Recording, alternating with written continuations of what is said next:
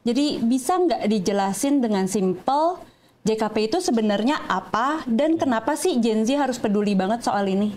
Arti JKP sendiri itu kan sebenarnya jaminan sosial yang diberikan kepada pekerja yang ter-PHK.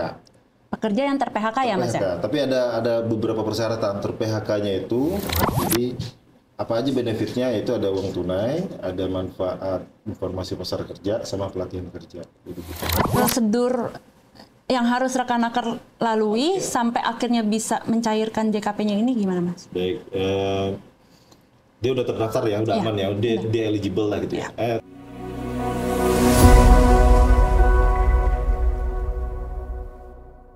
Halo rekan-rekan, kembali lagi di Naker Nanya Kerja.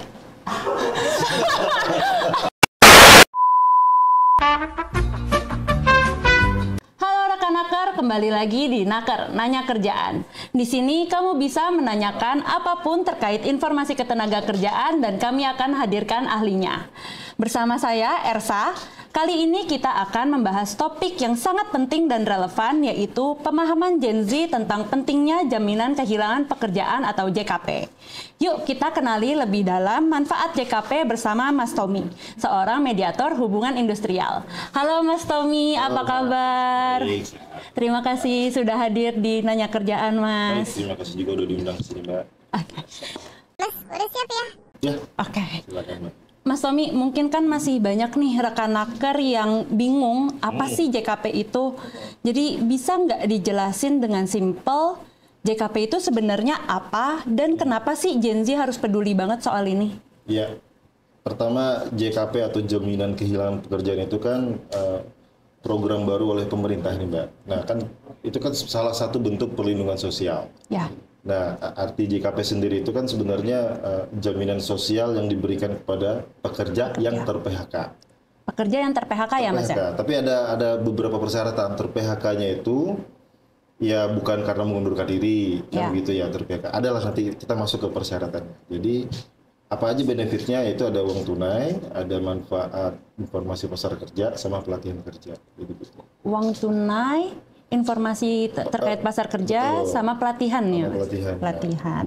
Nah, cara daftarnya gimana tuh, Mas? Nah, kan kita tahu nih untuk JKP ini kan program yang terakhir nih, yang paling dulu. Sebelumnya kan ada jaminan kecelakaan kerja, betul, jaminan kematian, betul, ada jaminan hari tua, pensiun, dan jaminan kesehatan. Nah, ini kan yang paling baru. Ini berbeda dengan jaminan sebelum-sebelumnya, Mbak. Nah, ini otomatis, jadi peserta itu tidak perlu mendaftarkan diri atau perusahaan tidak perlu mendaftarkan si pekerjanya untuk program ini. Artinya otomatis gimana? Karena dia ini asal sudah terdaftar di program jaminan ketenagakerjaan yang lain, nah itu dia otomatis. Jadi misalnya begini, untuk pekerjaan perusahaan di luar mikro, pekerjanya itu harus terdaftar di JKK, JKM, keseluruhan lah, Mbak. Ya. Nah, kecuali untuk yang mikro dan mikro itu dikeluarkan jaminan pensiun, itu tidak wajib. Oh gitu. Jadi kalau yang lainnya semua program jaminan ketenagakerjaan harus ada. Nah, jadi kalau misalnya dia sudah terdaftar, otomatis tuh. Ya, misalnya saya ini pekerja di perusahaan A nih, Mbak. Iya. Kemudian saya kontrak lah ya, misalnya kontrak atau PKWT itu 2 tahun. 2 tahun. Nah, itu juga JKP ini kalau PKWT sebelum berakhir masa kontrak, misalnya di PHK sebelum berakhir, nah itu dapat. Oh. Kecuali kalau memang kontrak saya misalnya sampai 31 Desember selesai, ya saya nggak bisa dapat. Itu persyaratannya begitu. Jadi di tengah jalan diputus. Nah, ternyata perusahaan saya ini daftarin di JKK saya pokoknya ada deh, JKK, JKM, JHT, jaminan pensiun, jaminan kesehatan. Nah, itu ada nih semua. Sebelum berakhir kontrak saya di PHK. Karena saya sudah terdaftar sebelumnya, nah otomatis saya eligible. Oh iya. Begitu. Intinya di situ. Jadi eligible. Kemudian nanti barulah kita bisa lihat persyaratannya lagi. Nah, ini kan ada tuh yang selama di peraturannya itu begini bunyinya ya, selama 12 bulan dalam 24 bulan mengiur berturut-turut selama 6 bulan. Ya. Artinya iuran jaminan-jaminan yang lain itu harus berturut-turut dulu 6 bulan. Ya, JKK, JKM dan yang lain-lain berturut-turut baru dia eligible. Oh, gitu. Jadi harus ada iuran yang sudah berturut-turut dibayarkan di JKK, JKM dan lain. Berturut-turut itu tetap mengiur. Gitu. Nah, ini nih pertanyaan dari rekan-rekan di media sosial sih, Mas. Berarti yang bisa didaftar, yang bisa eligible untuk terdaftar di JKP itu PKWT juga, PKWTT juga? Betul. Betul ya? Dua-duanya dapat. Dua-duanya dapat selama ada hubungan kerja. Betul. Makanya kan PHK kan pengakhiran hubungan kerja, artinya sudah ada hubungan kerja. Berakhir dia, makanya kan sebutnya PHK. Ya. Dan di sini kan JKP untuk pekerja yang ter-PHK, artinya harus punya hubungan kerja. Ada hubungan baik kerja. PKWT maupun PKWTT. Oh. Tapi diingat Mbak, yang PKWT itu maksudnya kontrak 1 tahun Ya. berakhir ya nggak dapat. Tapi kalau di tengah jalan, nah itu baru dapat. Gitu. Saya di bulan 10 dia diputus hubungan kerjanya. kontraknya sampai bulan Desember sampai bulan misalnya. Desember 12 bulan Bisa, gitu. Itu bisa ya. Iya. Berarti ada syarat-syarat lainnya nggak, Mas, selain yang itu? Ada. Yang pertama dia harus warga negara Indonesia, terus berumur 54 tahun. 54 pada tahun. saat terdaftar di belum mencapai 54 ya maksudnya. Oke. Jadi maksimal di 54 tahun. Ya. Nah, kemudian ya itu tadi dia harus punya hubungan kerja. Dan dia itu harus terdaftar di 4 program atau 5 program tadi yang lainnya. Kecuali yang mikro tadi, Mbak. Mikro dan kecil itu kecualinya jaminan pensiun. Tapi sisanya seluruh program harus ikut. Gitu.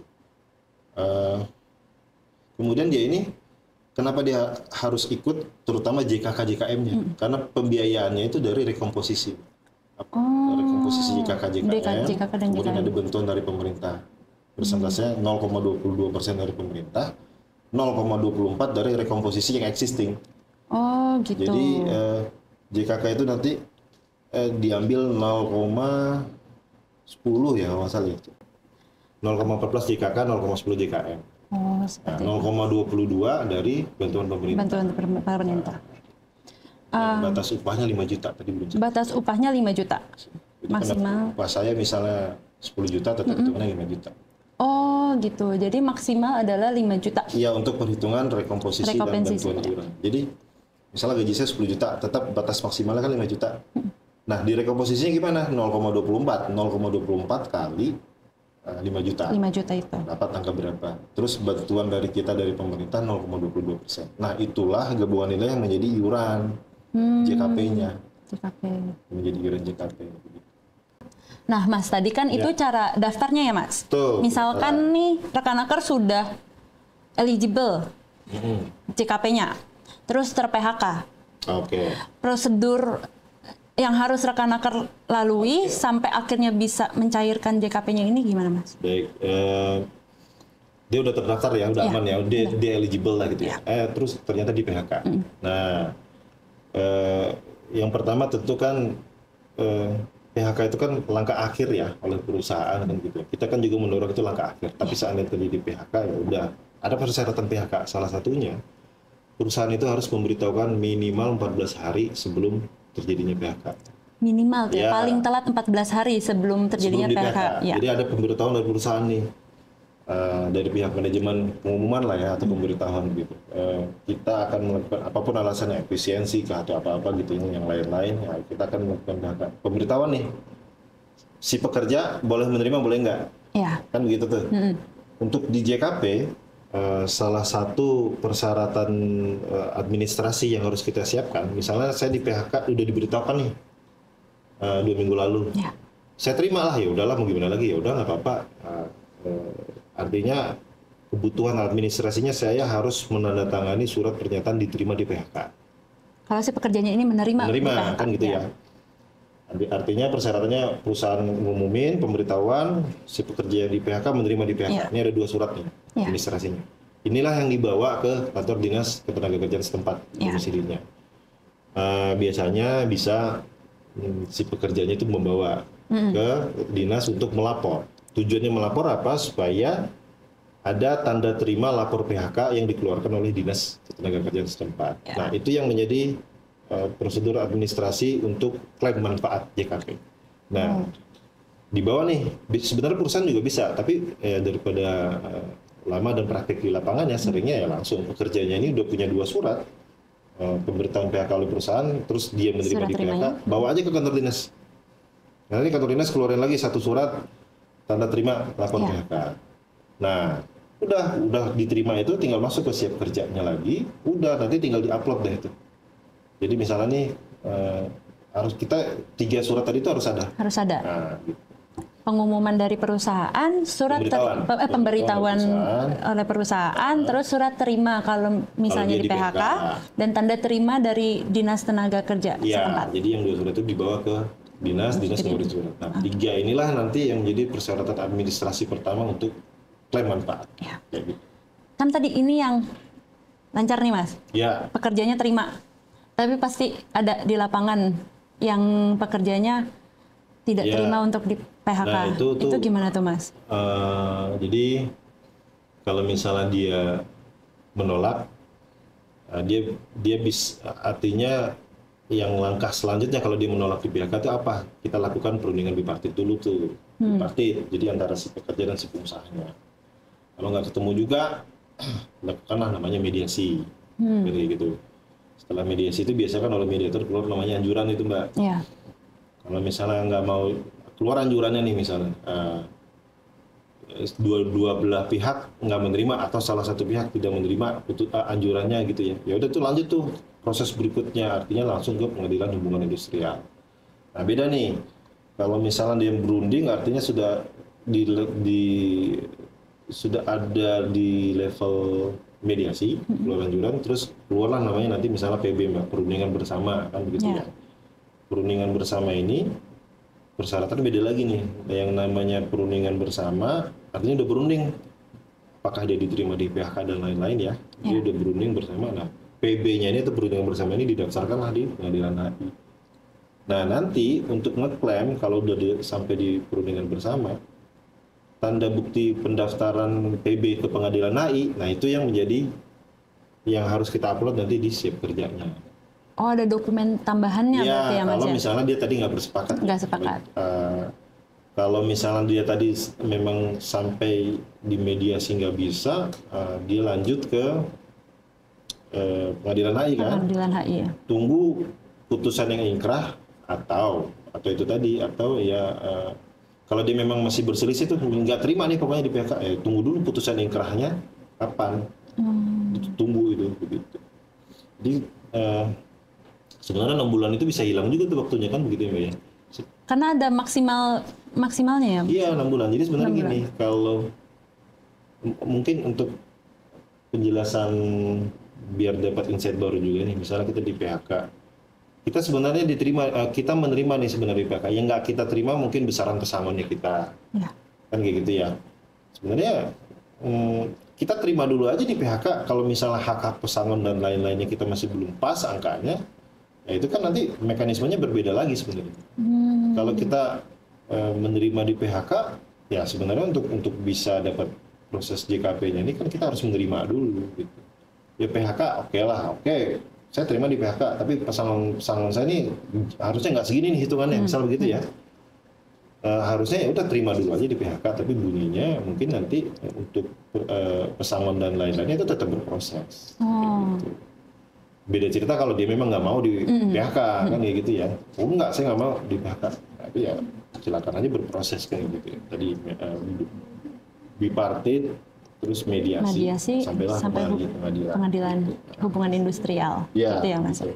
Tadi kan Mas udah sebut nih apa namanya untuk JKP ini dapat uang, dapat informasi pasar kerja, sama apa namanya informasi pelatihan ya Mas ya? Sama pelatihan kerja. Ini cuman bisa dipakai sama 6 bulan Mas, betul apa enggak? Betul. Di tengah persaingan kerja yang gila-gilaan ini, bisa nggak Gen Z mendapatkan kerja baru dengan cepat Mas kira-kira? Dengan bantuan yang 6 bulan ini? Harusnya kalau ditanya bisa apa enggak ya pasti bisa. Cuma kan pasti bervariatif ya Mbak. Iya. Kenapa 6 bulan? Ya itu tadi, karena diharapkan dalam 6 bulan ini ya bisa mendapatkan kerja kembali atau berwirausaha lah kan begitu Mbak. Jadi kalau sekarang kan memang banyak sih yang cepat lah ya Mbak ya. PHK kan sekarang juga lagi banyak PHK. Kalau intinya sih nanti begini, aktif nggak si calon pekerja ini yang sudah ter-PHK mencari pekerjaan baru kan begitu. Nah, persyaratannya tadi kan begitu Mbak. Dia daftar bulan pertama dia dapat duit dulu 45%. Terus dia ada kewajiban juga untuk mencari kerja di 6 perusahaan yang berbeda. Nah, begitu. Nah, artinya lowongan pekerjaan itu kan ada di sistem siap kerja kita Mbak, di sistem ketenagakerjaan. Dia harus nyari. Kalau misalnya bisa apa enggak ya bisa sebenarnya asal kita nyari ya Mbak. Jadi selama 6 bulan itu hitungannya ada misi-misi yang harus diikuti terlebih dahulu sama rekan-naker untuk akhirnya saya pencairan bulan pertama, terus untuk pencairan bulan kedua harus saya daftar dulu ke 6 perusahaan gitu. Melamar pekerjaan ke 6 perusahaan yang berbeda atau 1 kali wawancara. Oh, 1 kali wawancara. Ya, itu baru bisa nanti dibuktikan dulu. Yang pertama udah dapat nih manfaat uang tunai 45%. Ya. Pada saat yang kedua untuk bulan berikutnya manfaat uang tunai dia harus persyaratannya sudah mendaftar dulu melamar dulu pekerjaan atau wawancara satu kali. Nanti di bulan selanjutnya ada misi lagi. Ada misinya begitu juga terus-terusan sampai ke bulan ke-6. Dengan harapan di bulan ke-6 ini rekan-naker sudah dapat nih kerjaan yang baru. Kalau bisa sebelum bulan ke-6. Sebelum bulan ke-6 ya. Nah, komposisi uang tunainya itu 45% 3 bulan pertama dari upah tadi ya. Nah, dan upahnya misalnya tadi gaji saya misalnya 8 juta atau 7 juta kan tetap hitungannya 5 juta. 5 juta ya. Nah, jadi 45% dari 5 juta itu 3 bulan pertama. Di bulan keempat masih belum dapat kerjaan, misi-misinya kita jalanin, tapi uang tunai masih tetap dapat, tapi besarannya 25% dari 5 juta tadi. Gitu. Jadi 45% untuk 3 bulan pertama, dan 3 bulan selanjutnya itu 25%. Betul, 25%. Program pelatihan apa Mas yang kira-kira cocok nih buat Gen Z? Kan ada nih dari JKP sendiri itu kan ada informasi untuk pelatihan. Betul. Kalau kira-kira pelatihan yang cocok buat Gen Z apa sih sekarang? Sebenarnya ada lumayan beragam lah ya Mbak, beragam. Cuma kayaknya kalau yang untuk Gen Z sih paling nggak akan jauh-jauh dari digital ya, dunia digital ya. Betul. Ada mungkin kayak content creator, social media spesialis itu udah ada juga. Ada. Digital marketing, desain grafis, ada. Mungkin untuk Gen Z ya mungkin lebih tepat ke sana. Walaupun banyak juga nih yang pengen nyoba yang lain, ini banyak sih Mbak. Banyak ya? Banyak opsinya banyak. Kayak pelatihan yang kayak gimana aja tuh Mas? Misalnya untuk bahasa Inggris, untuk perkantoran umum kayak gitu. Atau mau belajar konveksi menjahit itu ada, atau translator. Penerjemah itu bisa juga. Tapi emang kalau misalnya Gen Z sih biasanya minatnya ke teknologi sih ya. Teknologi ya. Iya. Yang tadi bukan translator sih, maksudnya lebih ke English training for tourist guide lah. Oh iya. Jadi, bisa jadi dipersiapkan untuk menjadi guide gitu. Tour guide ya. Kayak gitu lah. Banyak juga ada juga kayak housekeeping untuk perhotelan. Perhotelan ada. Menarik sih. Tapi kalau untuk Gen Z kan lebih ke biasanya kan di yang dunia digital, berbau digital. Gitu.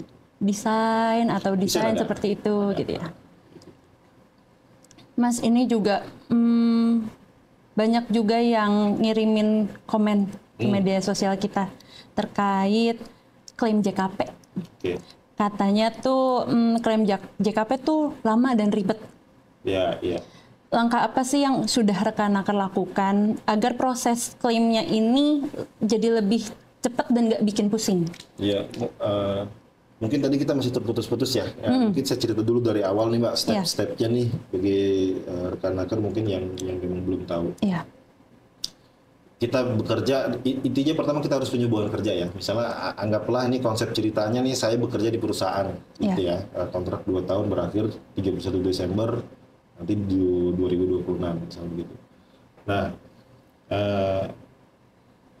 tujuannya JKP kan apabila saya ter-PHK, syaratnya apa saja. Nah, banyak yang belum tahu nih Mbak, jadi sebenarnya kita bisa ngecek sendiri. Kita eligible atau tidak menjadi peserta JKP. Kita ngeceknya di mana? Nah, kita masuk aja di siap kerja. Nah, ini yang perlu diketahui juga untuk siap kerja ini sebenarnya ada juga nih momok karena kami kan udah sosialisasi beberapa provinsi ya, wilayah juga. Ngapain daftar, ntar aja pas kalau memang ada gonjang-ganjing kita mau dipensiun gitu. Itu pemikiran yang kurang tepat sebenarnya. Jadi sistem yang kita bangun ini yang oleh Naker ini Siap Kerja ini itu platform sebenarnya. Jadi di dalam itu ada banyak, salah satunya untuk JKP. Jadi begini aja, anggap aja ini seperti Google Workspace. Di dalam itu ada email, Gmail kan, ada apa lagi ya kalau gitu ya, Google Drive, ada Google Foto, semuanya macam-macam lah gitu kan. Anggap aja Siap Kerja ini platform. Nah, jadi di dalam itu ada kalau di kita kan ada Karir Hub, ada untuk khusus JKP-nya, Skill Hub, kayak Serti gitu. Hub dan Bis Hub. Nah, jadi kalau kami sosialisasi ini sama di daerah-daerah di beberapa wilayah selalu bilang begitu, ya daftar dulu aja. Daftar dulu bukan berarti kita siap-siap untuk di PHK, bukan. Pemahaman ini sih sebenarnya sih. Jadi daftar dulu aja nih teman-teman, daftar masuk ke siapkerja.go.id. Nah, nanti kita daftar. Nah, nanti kalau sudah terdaftar kelihatan tuh khusus JKP kita bisa lihat kita ini eligible apa enggak kayak gitu. Nanti ada lencananya ya Mas ya. Badge-nya, ada badge-nya gitu ya. Kalau di abu-abu berarti tidak eligible. Nah, tidak eligible-nya kenapa? Nah, seperti yang kita diskusikan tadi Mbak ya, bisa jadi mungkin saya yang bekerja ini ternyata ada beberapa jaminan tenaga kerjanya nggak di-iur nih. Oh iya. Misalnya nih ya, jaminan kecelakaan kerja saya nih ternyata mandek nih. Artinya tidak eligible, atau jaminan kematian saya enggak gitu. Bahkan misalnya nih semua program jaminan ketenaga kerjaan terdaftar tapi jaminan kesehatannya enggak nih misalnya, atau ikut sama istri. Misalkan gitu ya, atau ikut sama suami, atau PBI, penerima bantuan iuran. Itu tidak eligible juga Mbak. Makanya kita lihat, nah kita harus proaktif nih. Kita daftar, pertama kita daftar. Kedua kita lihat kita eligible apa enggak. Anggaplah eligible. Terus terjadilah yang namanya PHK gitu Mbak ya. Amit-amit kita kan tidak mau PHK ya, tapi kan ini untuk melindungi. Di tengah jalan kita ter-PHK. Nah, kalau di awal kita sudah tahu kita eligible, udah kita sebenarnya tinggal ngikutin prosesnya, jadi nggak ribet. Kita tidak perlu mendaftar khusus JKP, tapi kita harus punya akun di platform Siap Kerja. Sederhananya gitu. Nah, untuk klaim manfaatnya ribet apa nggak? Tentu ada beberapa persyaratan. Nah, itu memang harus diikutin. Dibilang ribet nggak juga sih Mbak. Jadi misalnya kan daftarin misalnya dengan NIK ya, nomor telepon. Kendalanya itu seringnya di lapangan itu berkas. Apanya? Berkas, pemberkasan nih kah yang jadi? Iya, sulitnya itu mungkin di sistemnya Mbak, mungkin NIK-nya. Sistemnya. Nomor telepon sudah digunakan. Pada saat pendaftaran harus swap foto ya, apa selfie. Nah, ini kan kendalanya banyak juga nih Kak. Apakah karena HP yang bersangkutan misalnya tidak memadai ya, kurang terang atau gimana, itu jadi kegagalan di sistem. Nah, tapi ya nggak sulit, daftarnya cuma begitu Mas. Nah, kita eligible, kita untuk ngeklaimnya udah sesederhana itu. Tapi kendala di lapangan tentu pasti ada ya, kayak gitu. Nah, misalnya itu tadi nomor telepon sudah digunakan, gunakan nomor telepon yang lain. Gitu. Itu yang paling sering udah daftar lupa password. Tapi kan ada bantuan channel bantuannya kan ada. Gitu. Mungkin untuk info Rekan-Naker juga ya, Siap Kerja apabila Rekan-Naker memiliki kendala terkait akun Siap Kerjanya, misalnya NIK-nya sudah terdaftar atau lupa password atau nomor telepon yang kemarin tuh udah nggak aktif gitu, itu tuh sebenarnya Rekan-Naker sudah bisa melakukan pemulihan akun secara mandiri.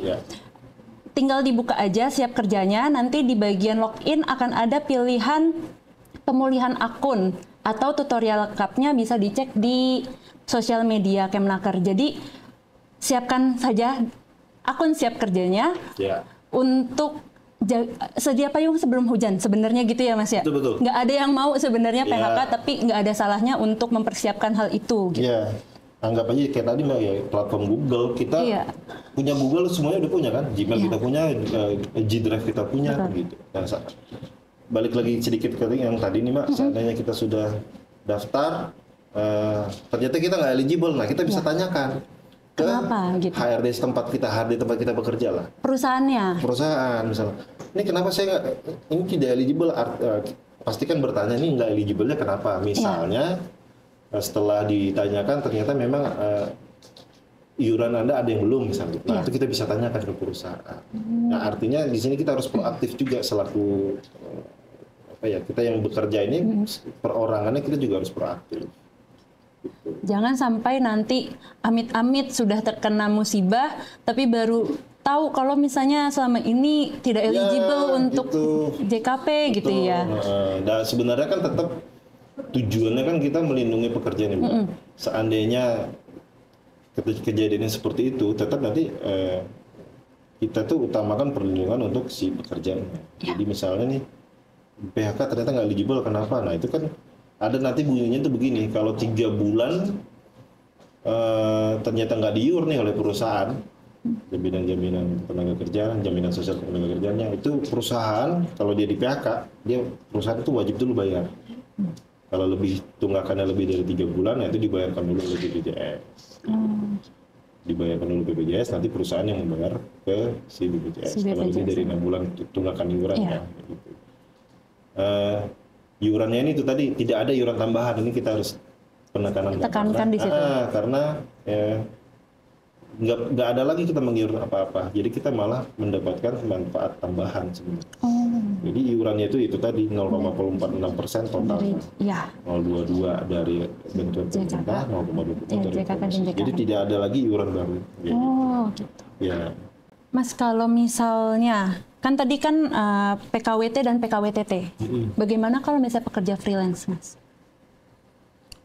Pekerja freelance tercover nggak, Mas? Enggak ya? Enggak ada hubungan kerja kan? Karena hubungan kerja itu kan dasarnya apa? Ya ada perjanjian kerjanya antara perusahaan dan pekerjanya ini. Punya hubungan kerja.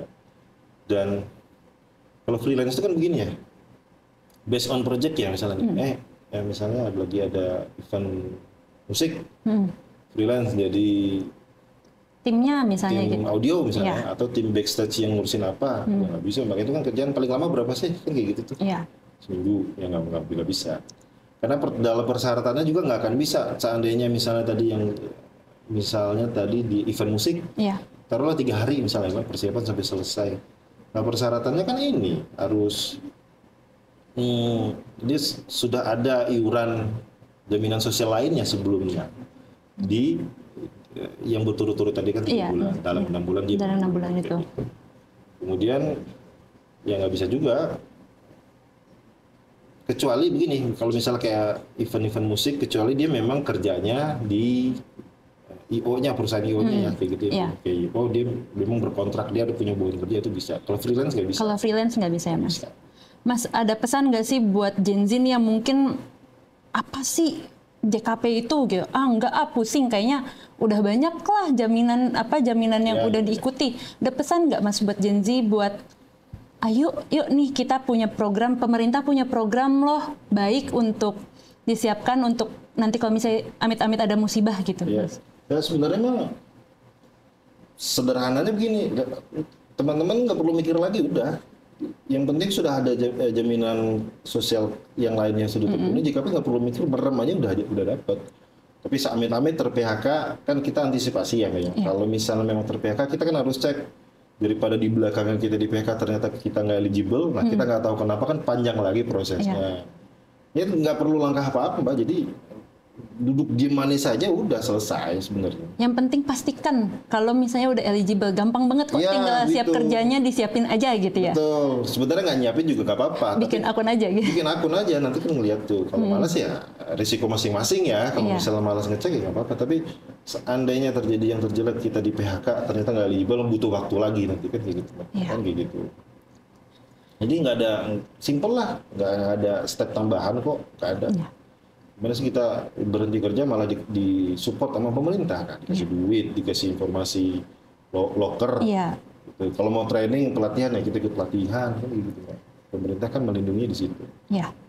Untuk mempersiapkan ke karir yang selanjutnya gitu ya. Betul. Nah, Mas, ini kalau rekan Naker punya saran atau kritik nih tentang JKP, gimana cara tercepat dan paling efektif buat menyampaikan langsung ke Kemnaker? Saran dan kritik ya.